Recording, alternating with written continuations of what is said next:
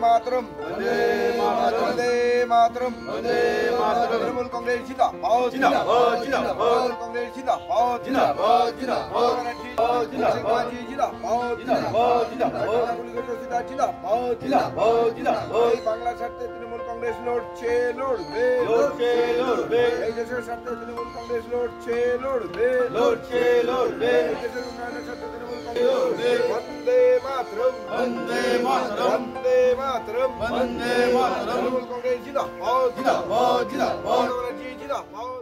আমরা সকাল থেকে দেওয়াল লেখান কর্মসূচি আমরা শুরু করে দিয়েছি।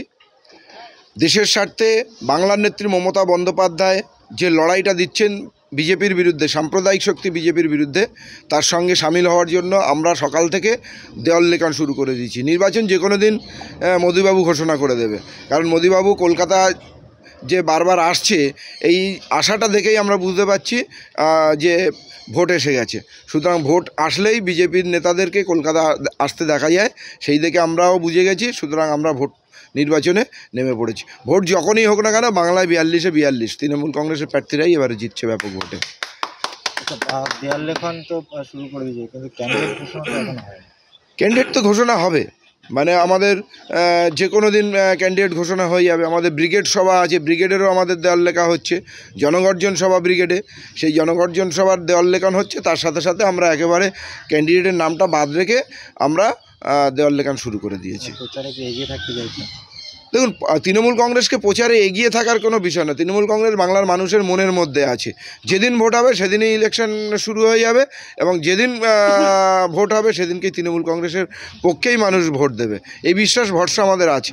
2021-এর সাম্প্রদায়িক শক্তি বিজেপি যেভাবে বাংলার বুকে প্রচার করেছিল যে তৃণমূলটা শেষ, ঠিক একইভাবে এবারও তারা একইভাবে প্রচার করছে। কিন্তু নির্বাচনটা হবে, বাংলার মানুষ বুঝিয়ে দেবে যে মমতা বন্দ্যোপাধ্যায় ছাড়া বাংলায় আর কোনো দ্বিতীয় তৃতীয় কোনো শক্তি নেই। দ্বিতীয় তৃতীয় হওয়ার লড়াই জন্য বিজেপি বা বামফ্রন্ট বা অন্যান্য রাজনৈতিক দলগুলো লড়াই করবে।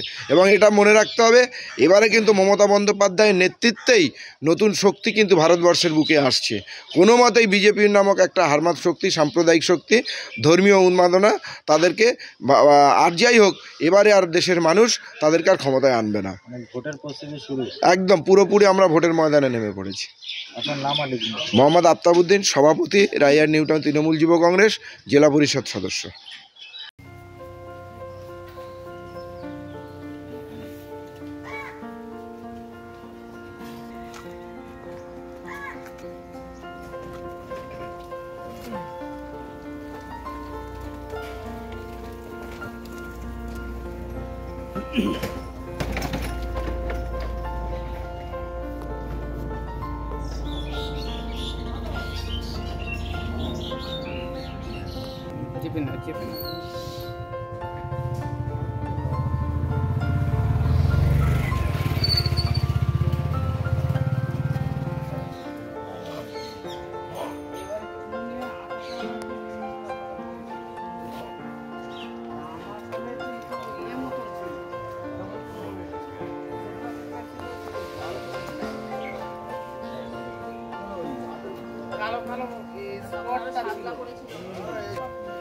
ঘাস জমে গেল।